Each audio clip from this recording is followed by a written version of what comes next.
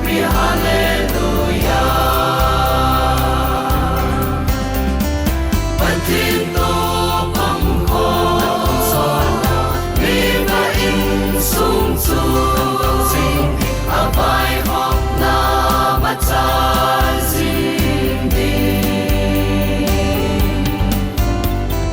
Israel lam ka nun cha pa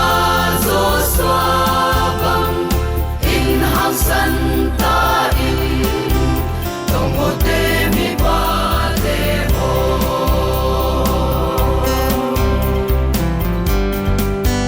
bo he pa hin ve ti min nam mo pu na in sung chu sung pa tin ki pa na in sung hi na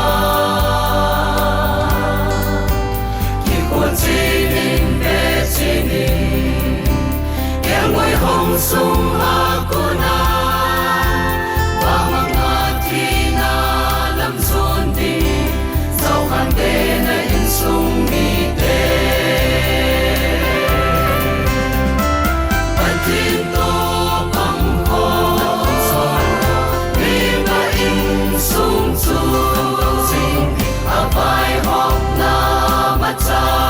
zing di Israel lam ka nun cha pa zo swa bang